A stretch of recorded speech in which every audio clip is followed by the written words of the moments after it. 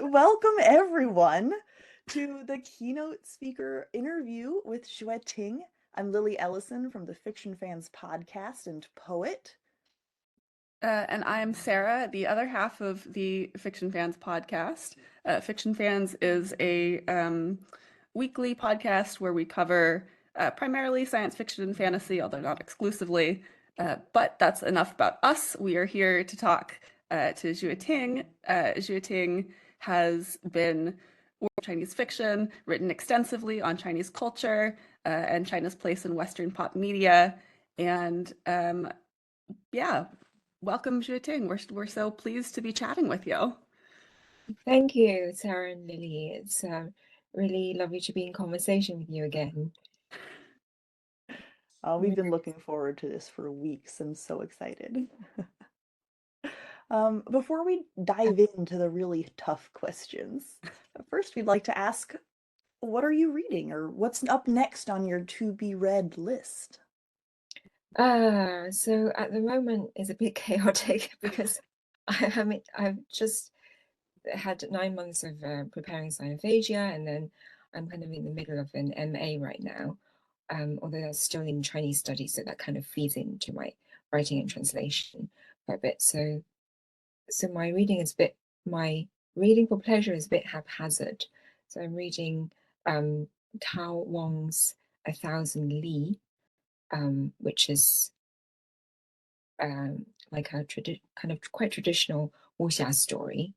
And he's written like 10 volumes of it. It's quite a saga, as they, I mean, not 10 volumes, maybe like several volumes.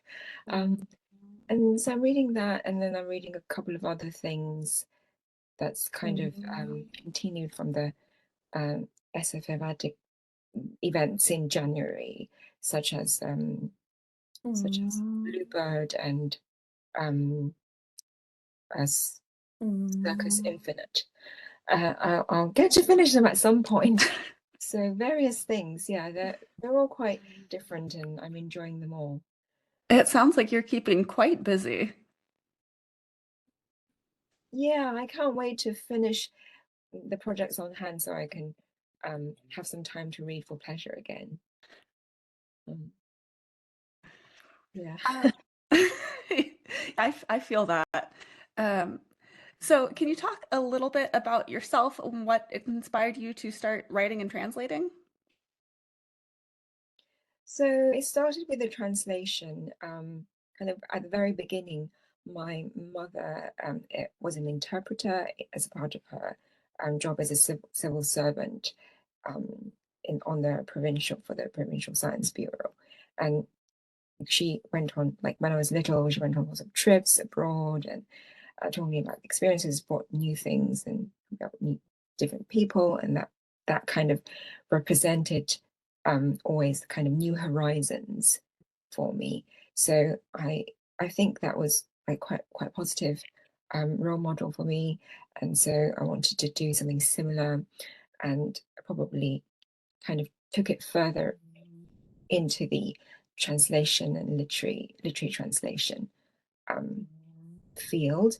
And that was the initial inspiration. And then when I was at university, I met all kinds of different people, and so probably should mention I was born in China, and then I moved to the UK in my early adolescence.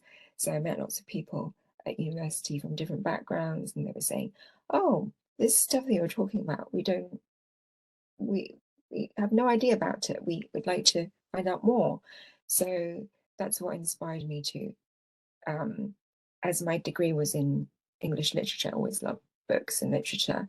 That's what inspired me to start translating, start translating the culture from the culture of my origin to my secondary home.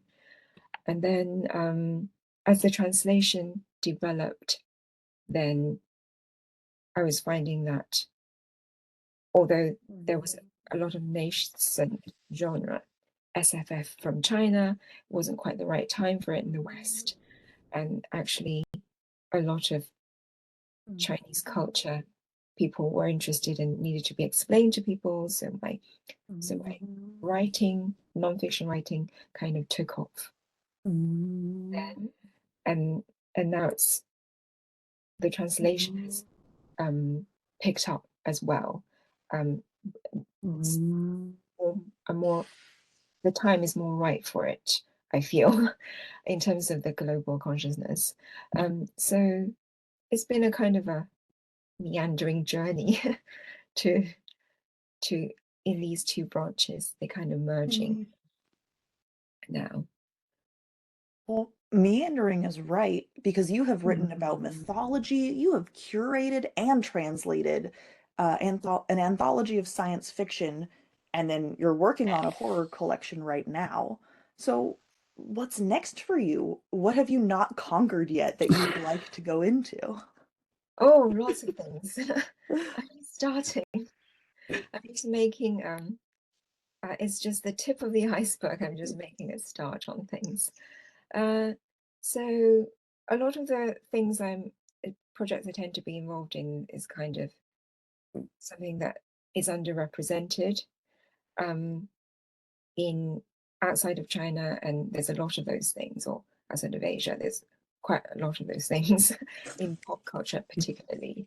And I think that it's a really good time to bring more of that over. So I kind of have a roadmap for my work of the two branches. So I have a translated curator collection that I translate, and then I have a non-fiction, and then they alternate. So my next book will hopefully be a non-fiction, and I'm currently working on that. It's going to be on wuxia and xianxia culture, kind of the pop culture of it. So kind of a multimedia exploration of the genre.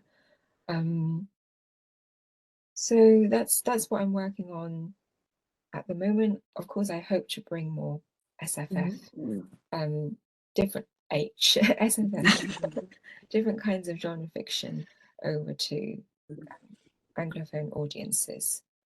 More. That is that is quite a roadmap.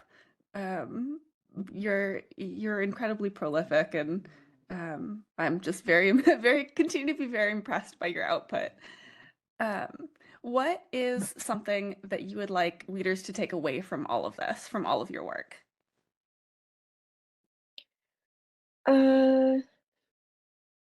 Probably that they have enjoyed it.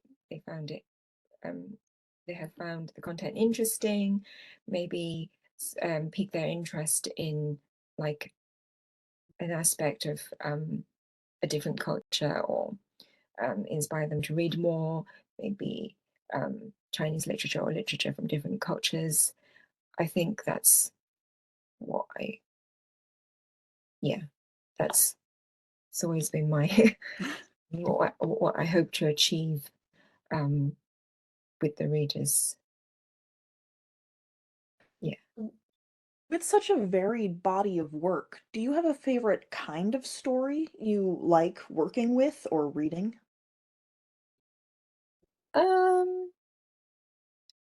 I read all kinds of stories. I do have some favorites, but I think I read fairly eclectically which is why I always feel like I never have time, or the TBR list is so long that but then we all have that feeling sometimes.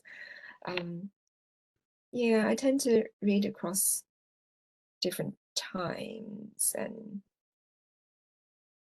different genres. I mean, I really like science fiction, horror fiction.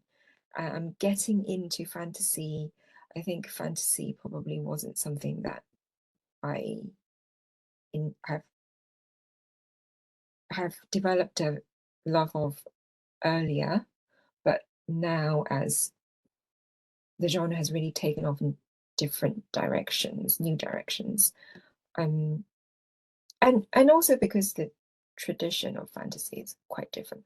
I have grown up with Asian mythology, and that's different from Western mythology. So that I'm getting into more. in terms of the fantasy side.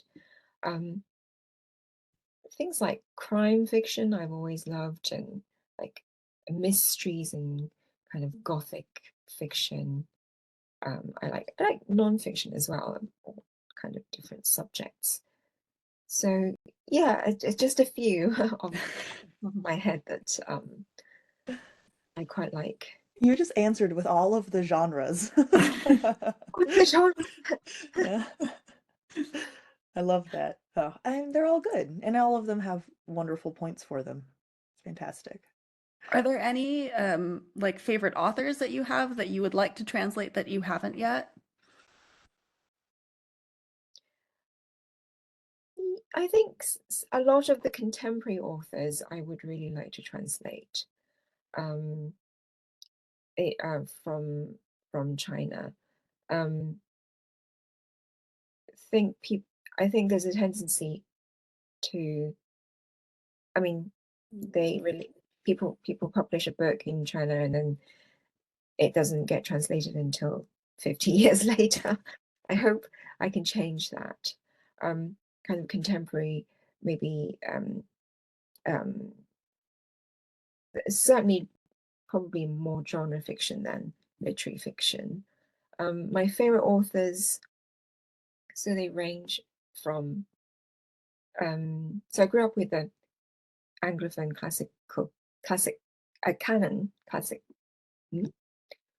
canon of classics. So I really like people like the Brontes, Charlotte in particular, the Wilkie Collins, and people like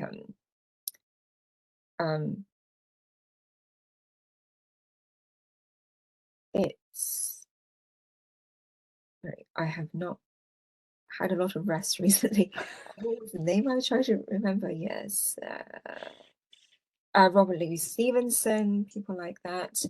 And then when I developed my love for genre fiction, I started reading lots of like English and American classics. So that era is always going to be quite special to me. So people like Ray Bradbury, PKD, and like Octavia Butler, and that era is going to be always my favorite. And John Wyndham, times of science fiction. And then now I sort of don't really have a favorite contemporary author. I just like a lot of works. I mean, recently I really liked Micaiah Johnson's The Space Between Worlds. I really like T. C. Hoochu's Library of the Dead. I certainly read more of read the sequels. So yeah, so there are certainly contemporary authors I'd love to bring over, plenty of them. It's just a matter of getting the publishers to actually see the value in them, because they tend to be kind of fairly risk averse, and kind of they need to feel that this is some kind of classic before they publish it, which I think is a shame, because I see all these great fiction coming out of China and Asia, and I want people to read them around the rest of the world. And yeah, so there are definitely authors I want to bring over. I wrote so talking about there's a few that I remember now, from an article that I wrote. Sorry, excuse me. Yeah, from this article I wrote for the International Women's Day, about the new sci-fi authors. For example, there's somebody, people like Sumin and Fan Zhou, for example, very new authors. One of them writes quite good psychological horror. The other one writes kind of science fiction / horror, sort of quite dystopian, futuristic sci-fi, but it's also has horror elements. So they're very, very new authors. They've just started publishing a couple of years ago, and I'd love to bring more of these authors, these kind of writers. They're not so well known yet, but I can see that their work is really good. I'd love to bring people like that over to the Anglophone, like reading world. And I can't wait for you to do so. You recently published Synopticon, which is a science fiction collection of translated works, and I believe there is Synophagia, a horror collection coming out in the near future. Yeah, And I was wondering if there is a difference in approach for translating these two similar but very different genres. yeah. I think there's always a kind of I I have my approach to translating um all literature, and it involves a kind of due diligence to the text and to the kind of a responsibility to the author and a responsibility to the reader. I think that's similar, different several stages. Uh, but then they are different genres, so um, very so yeah, they're different genres. So the translation has felt different. Like horror is a lot more. I found that a lot more culture specific. And actually, when I went to the super relaxed sci-fi reading group, which is this monthly thing in London, last year, they asked someone asked a question. Uh, is sci-fi, do you think sci-fi is region specific? And actually, not really. I've curated authors from kind of around China, but I haven't spotted any kind of specific things to do with where they come from in their sci-fi. I mean, it's an imagined space anyway, but with horror, I'm finding it's very region specific in terms of in China, it tends to be the mountainous regions where people find sources of their fear, like the monsters or the supernatural beings.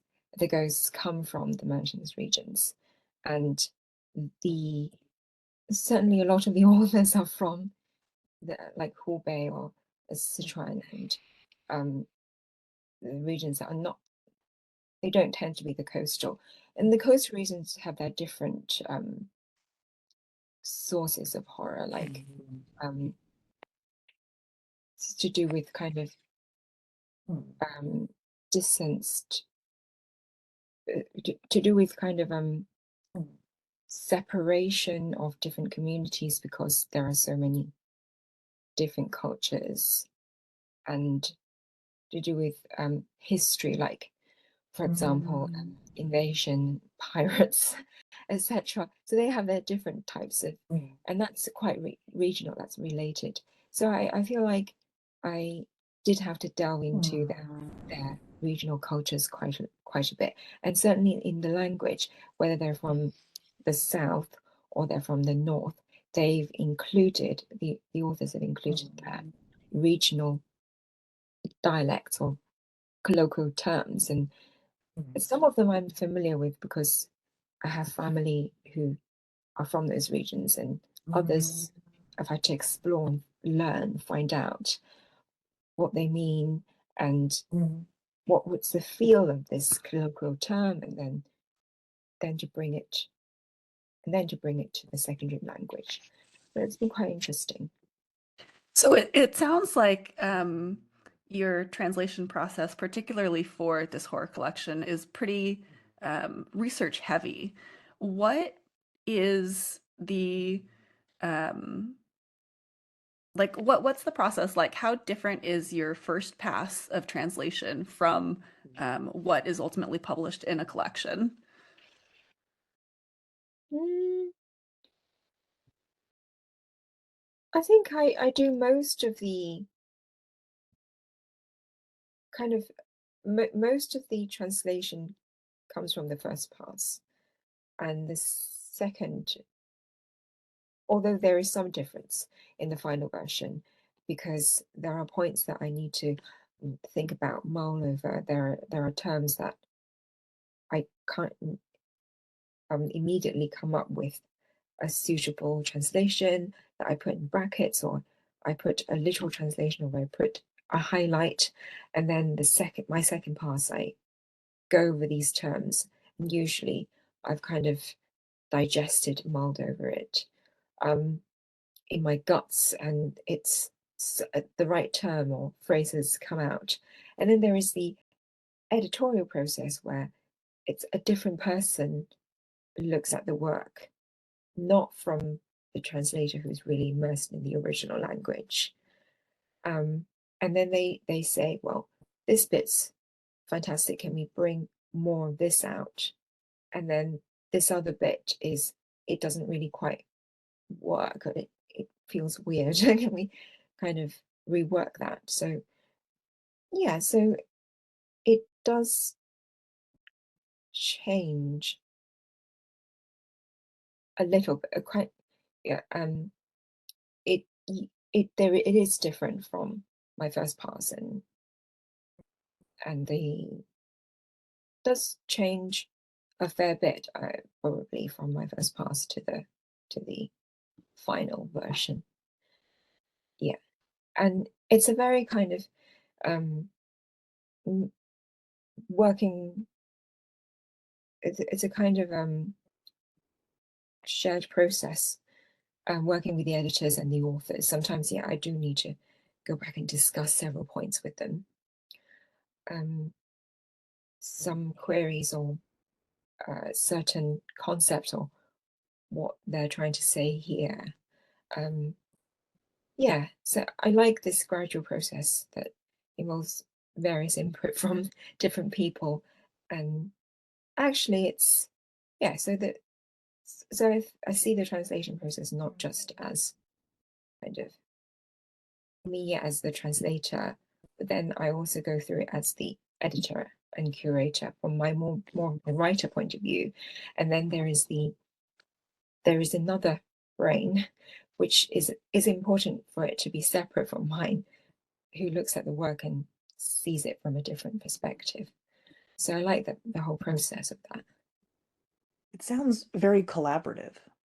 Very collaborative. That's it. That was a word I was trying to look for, but in my Is I find. Yeah.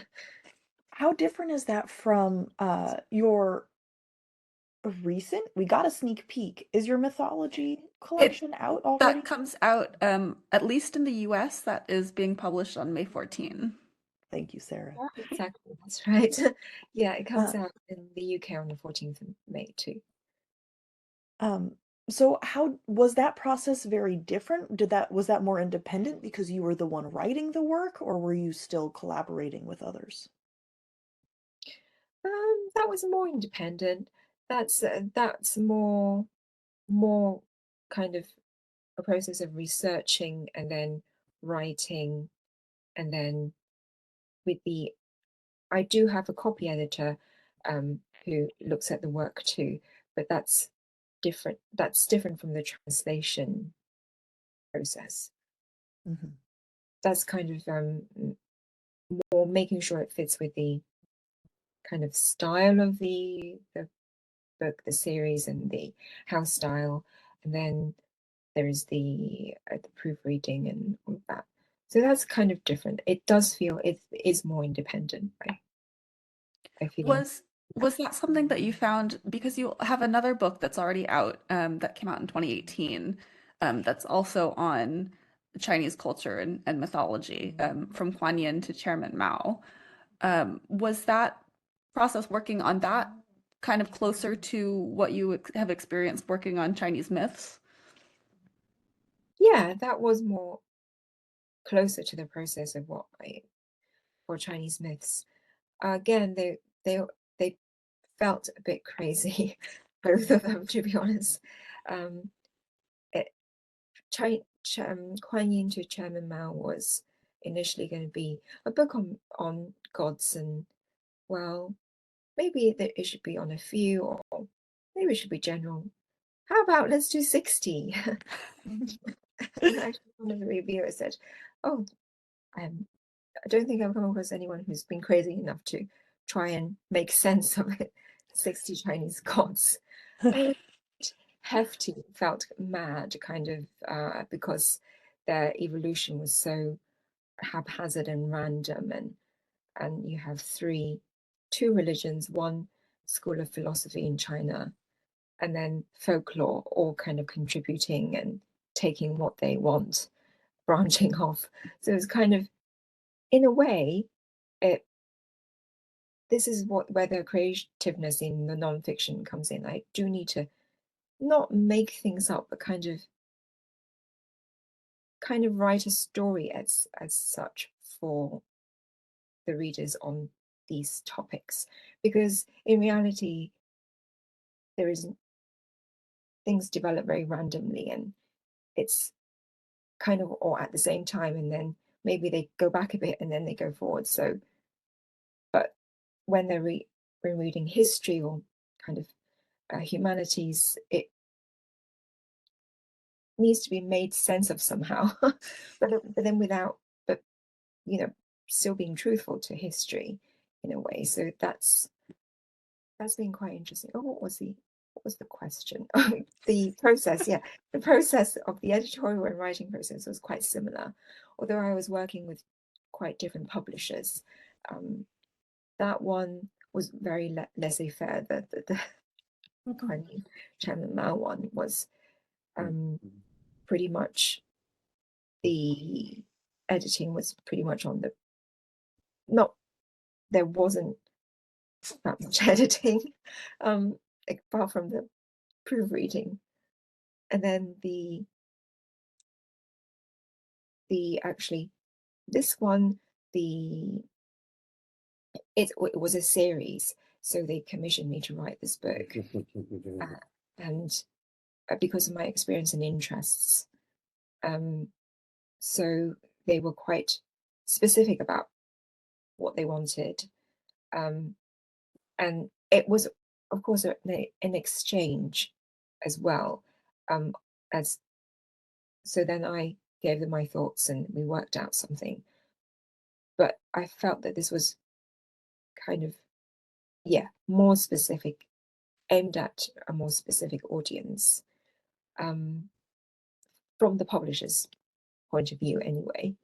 And there were some kind of more kind of directed comments back from the publishers about various things, or to expand on, or to so it's been quite different. It's been quite different. I mean, similar to, different from translation, but similar to nonfiction. I mean, as you know, they're both nonfiction books, very different publishers. And I've ended up writing about Chinese gods and mythology because the opportunity was there, and it was a Venn diagram between the publisher's interests and my interests. I've always, but my next book will be about a very different subject. So generally, I like to write about Chinese culture and different aspects.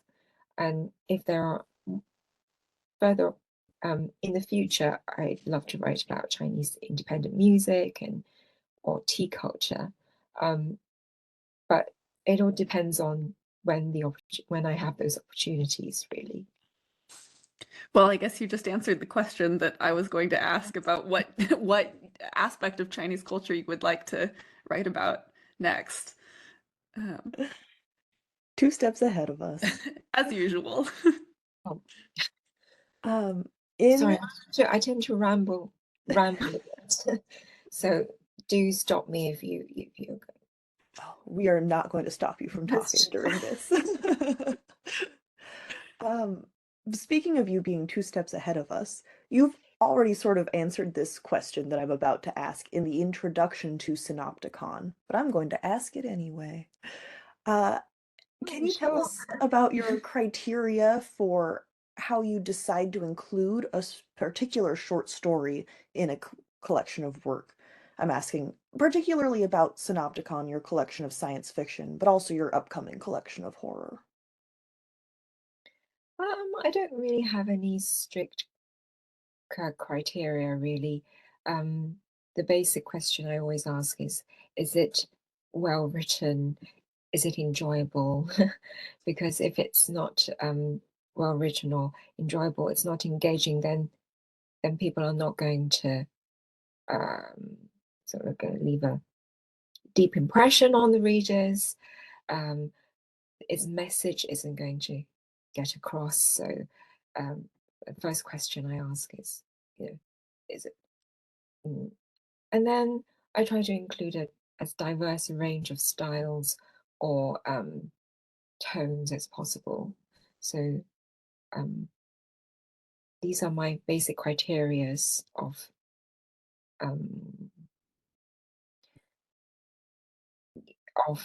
curating a wide range. And is it well written? Is it enjoyable? And then I try to include different styles and tones. And as with the science fiction, with the horror stuff, I've also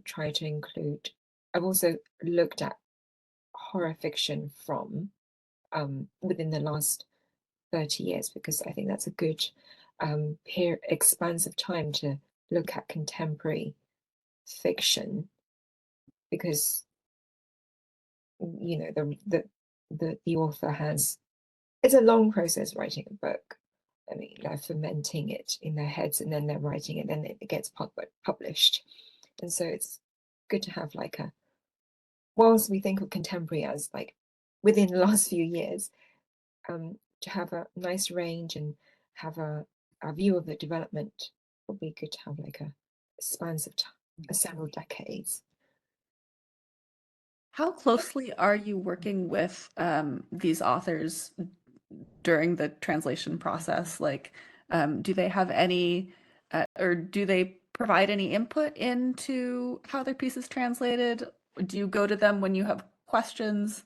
I mean, I realize that that's not an option for necessarily every author that you translate, but Fairly closely. When I have a query about term, then I send a social media message on the app to the author on WeChat, and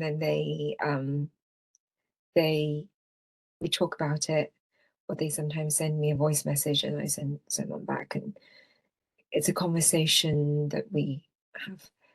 Yeah, so it's a constant dialogue, really. Yeah. I haven't really can't talk a lot about the horrific anthology at the moment, but there's one particular piece where the ending of the one particular piece where the ending I thought was kind of weird because we had a kind of huge climax where the suspense has been you know fully achieved, the horror is, and then it kind of became a really happy ending. And I thought that was very strange, a bit strange. I mentioned it to the author, and it turned out that it was written as a competition for a festive occasion, and so it was important for the organizers that it had a good ending, but it felt really strange because in horror, not necessarily. I mean, for me, I would like a good ending. A good ending doesn't mean a happy ending. Sometimes when you have like a peaking of the suspense or the horror, you might want it to be sustained in the ending, and not sometimes, your character goes through sometimes your character goes through um, their scary situation and they come through it, and you might want a resolution, but not necessarily for all stories. And so actually they told me this was written for a festive occasion, and we talked about it, and we actually all kind of agreed that we actually want to ramp up the horror in the end. That would be the preferred. My email has interrupted us again. Yeah, so that was actually the preferred option to ramp it up. So then the ending was revised to kind of sustain that, sustain the kind of creepiness. And I think that's been quite an unusual process where probably I worked with the author a bit more than usual in that aspect, because I would never kind of I would always first and foremost respect the authentic voice of the author and want to be true to their creative work, and I wouldn't suggest that they change anything or change anything for them to make it more convenient or to make it what I think is better. So I wouldn't do that. But as I think in this case, we all felt similarly. We kind of worked out an ending. And in fact, it was quite, in the story in itself, we felt was quite relatable, quite would resonate with a lot of kind of viewers of horror cinema, for example, or the type of village horror that there's been kind of a continued tradition of since maybe the Hammer horror era times, or maybe even more, like earlier. So yeah, so we think that with that ending, it would definitely work even better. Sorry, I'm being a bit vague at the moment because I don't know how much I can talk about the specifics of the collection. I am regretting asking any questions about it because now I'm just sitting here in suspense and I have to wait for it to come out. It has tantalized you. Great. Why did I do this to myself? But thinking back to when we discussed Synopticon, one of the really wonderful things about that collection was your guidance through the editor's notes and footnotes, which really made that collection accessible even to readers with little to no background in Chinese literature. You made a comment and see, can I read my own notes? That's a fun question. I was on a roll there for a second. You were doing really well. How did you decide which elements needed full explanations or follow-ups versus which things the audience could figure out through context clues? That's always quite tricky.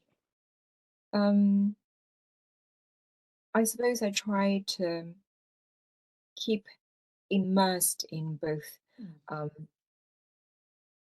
of Anglophone pop culture and see what's out there, kind of stay kind of in touch with the pop culture consciousness, and then so I can sort of gauge whether people wouldn't kind of be aware of this already or not yet.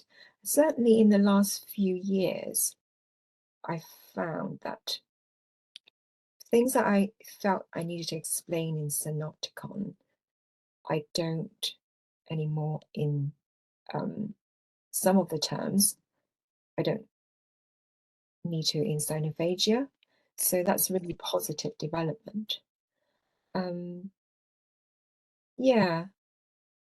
Or, I mean, what I can immediately think of, is there a wiki page about this? If there is, then I probably don't need to explain it. I can just use it in italics.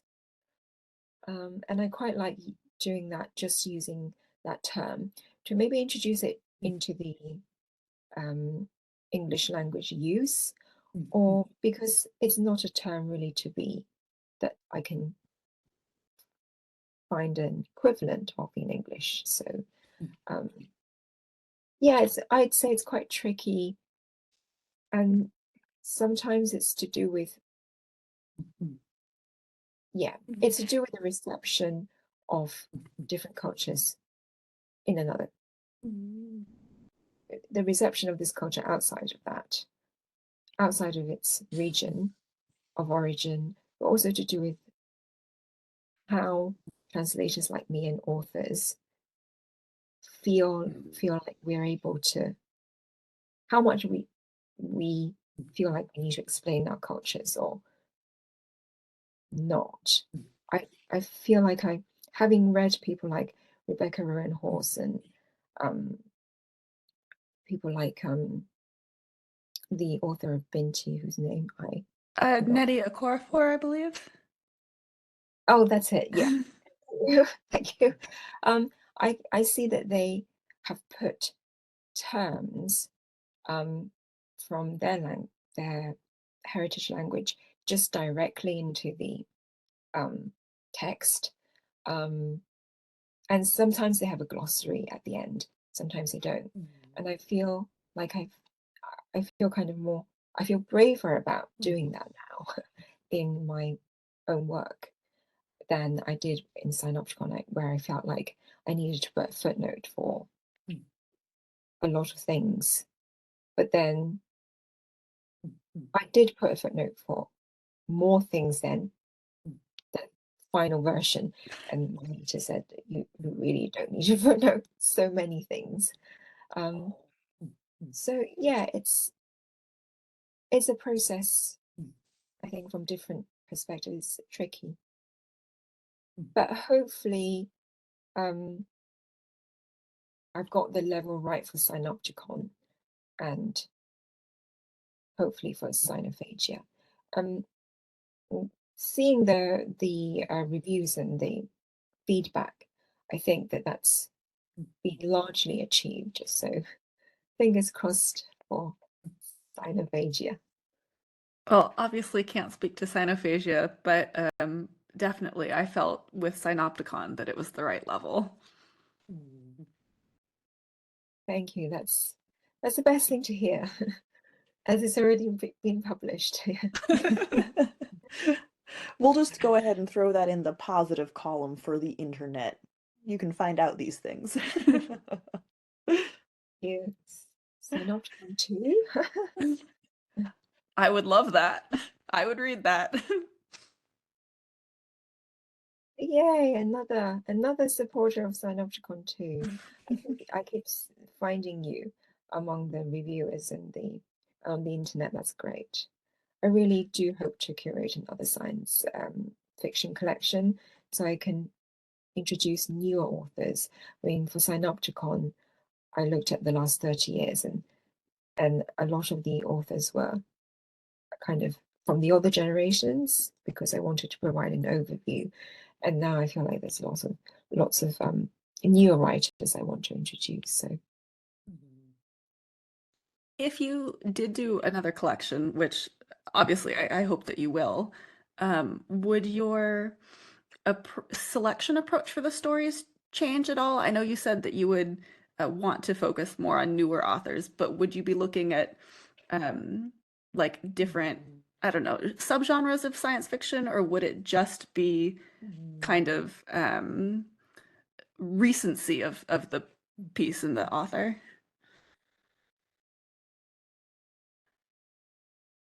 I think it would be a nice range of what I can see as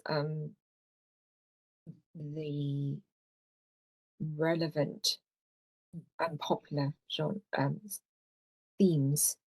I say from what I can see because the development has mushroomed, and so I can't possibly be aware of everything that's going on because it's branched out from what I can see as the wide range of popular themes and relevant themes. And again, I think I'd aim for a difference in tone and subject matter, but it would be with a view of kind of promoting newer authors or lesser known authors.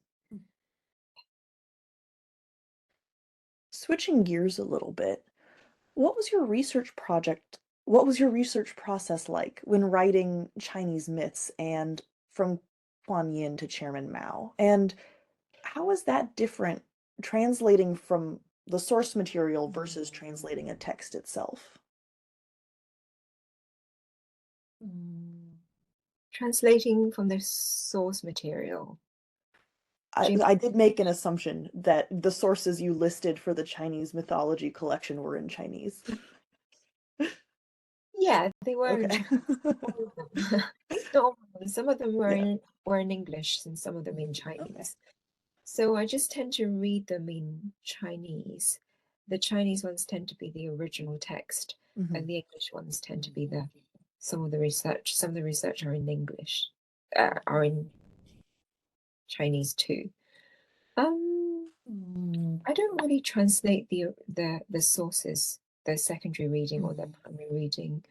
I just, I suppose it's a process that happens automatically.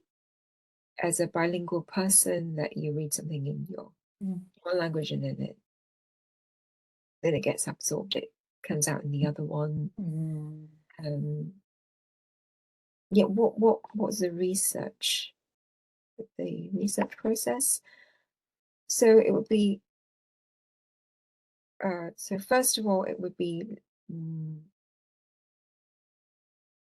looking at the parameters of the book and see what kind of reading materials I would need.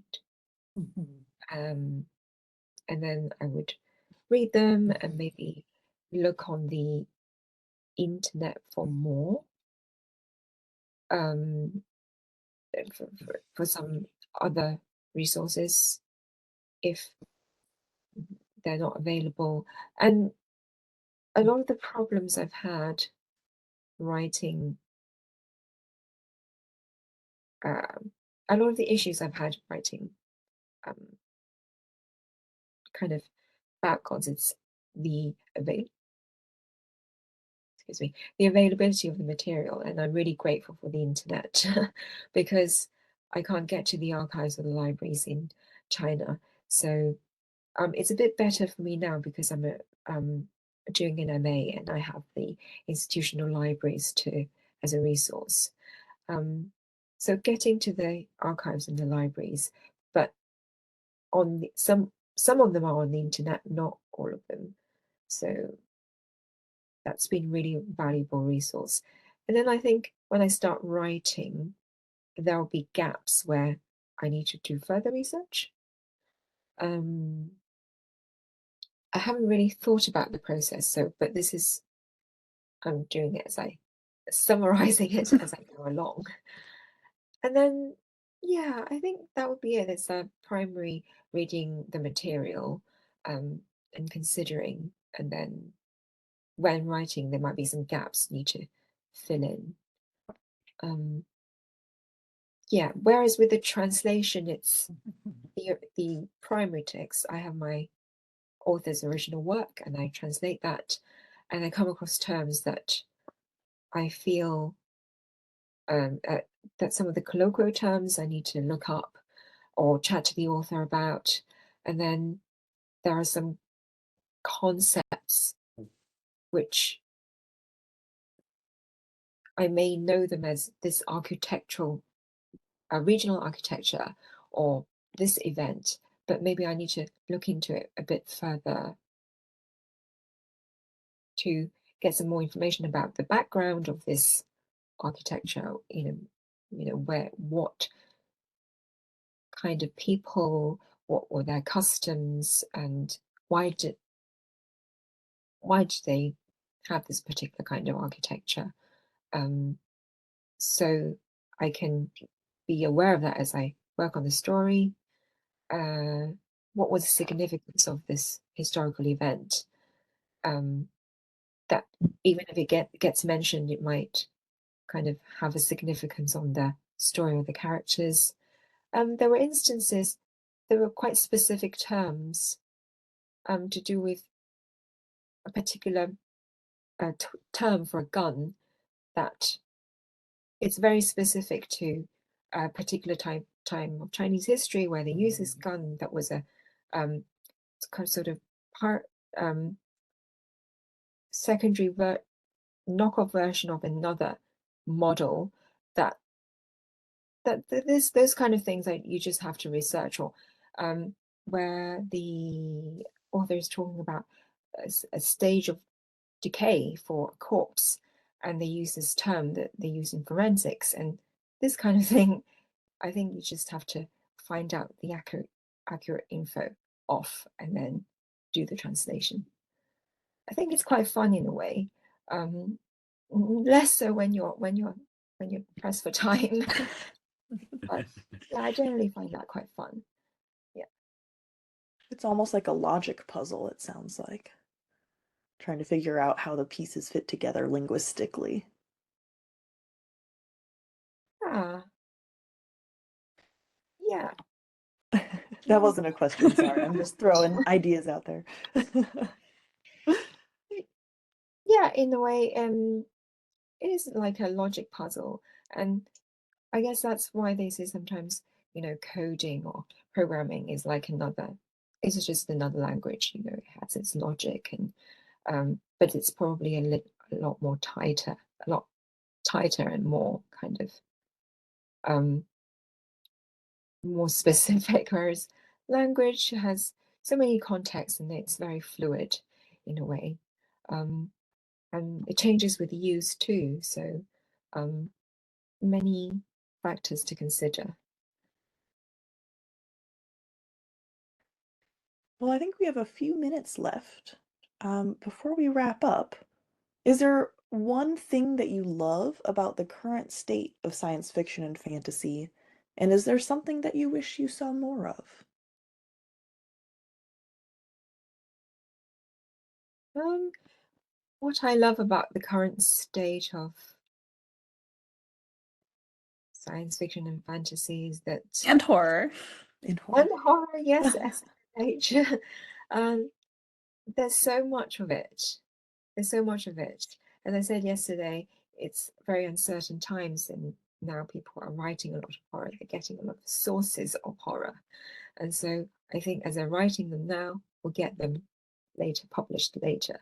And there's a lot of there's more, I think the global consciousness has become more diverse, and we want to hear marginalized voices and voices from different cultures or different backgrounds. We embrace all kinds of diversity, not just racial, but social, and all kinds of other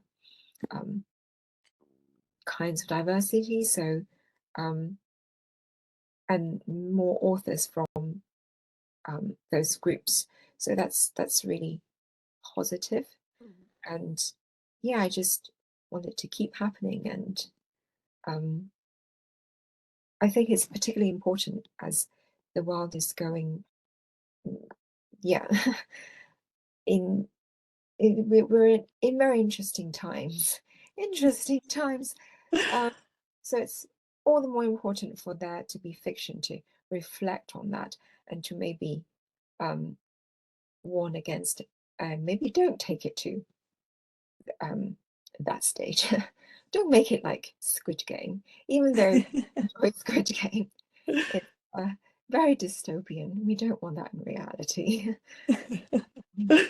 Oh, I hope that's not something someone took away from Squid Game. Like, this is a good idea. We should try this. You know. That's true. I shouldn't make assumptions. Uh, Um, what Before we start closing out, because we are almost at that hour mark, do you have any final parting thoughts or comments you'd like to share for attendees and people who are watching this later?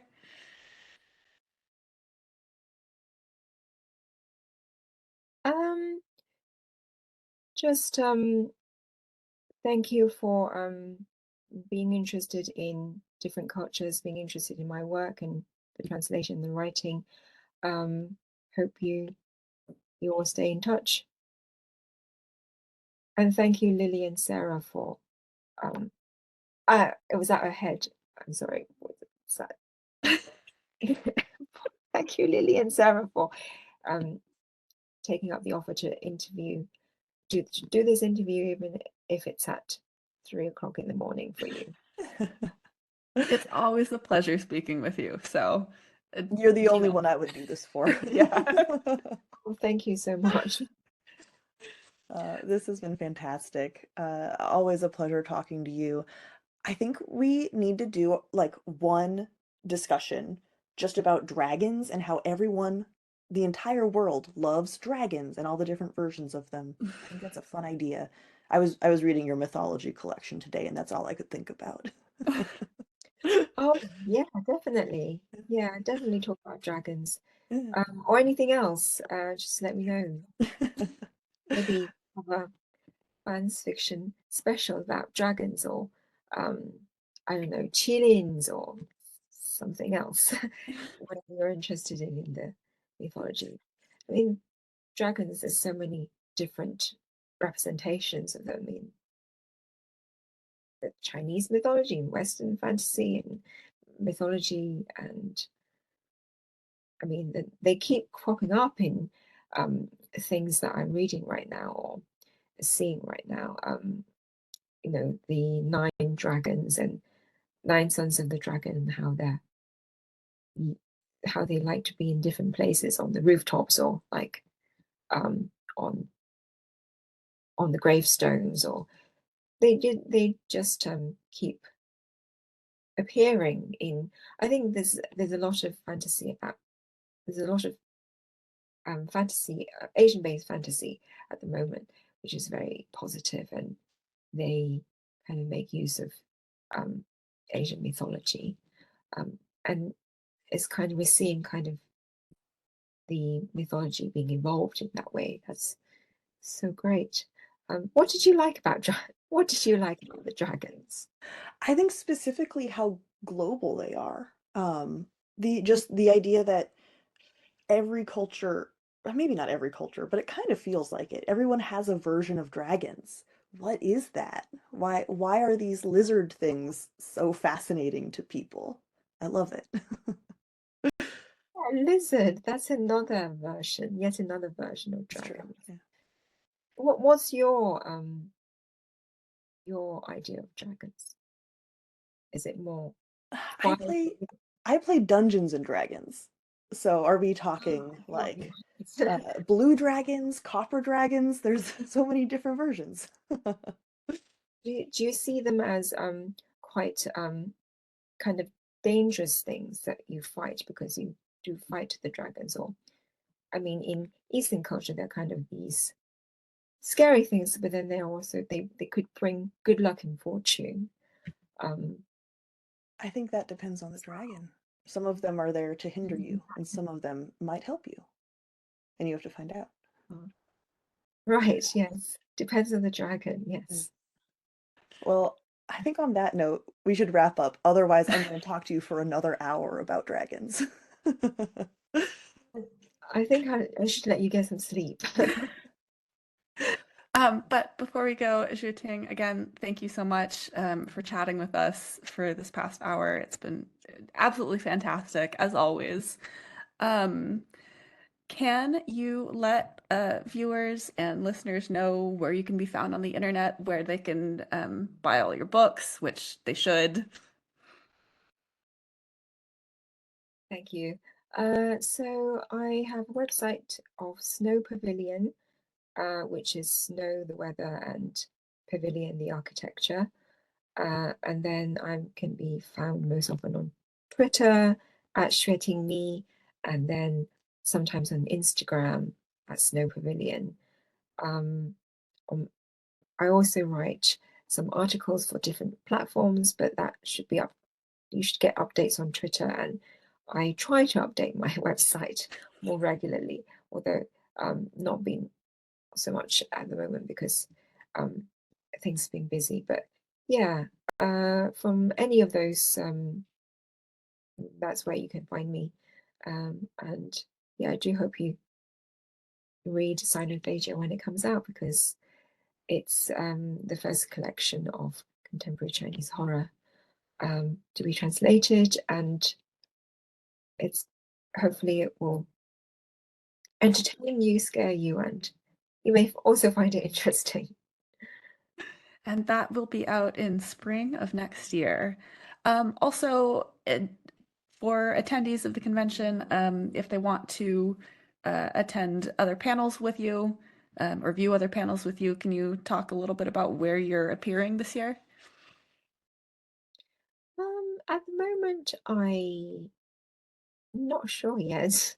So I meant for this convention in particular. Sorry, I have 3 a.m. brain. sorry. So directly after this panel, I'm on the Translating Culture panel with Monica Luzin. I'm in dialogue with Monica about different aspects of translating culture. And then tomorrow there's a panel on my first translation, which was a long time ago, but I do remember it quite well. So so it would be good to see you in those ones. Absolutely, and we should definitely let you go to make it to your next panel. I think we've kept you a little late. Oh, no problem. Thank you. Thank you so much for interviewing me, and it's been a real pleasure talking to you both. Yeah, Oh, thank you. This was thank you so fantastic. much. Take care. I'll let you go and sleep. And you. Bye.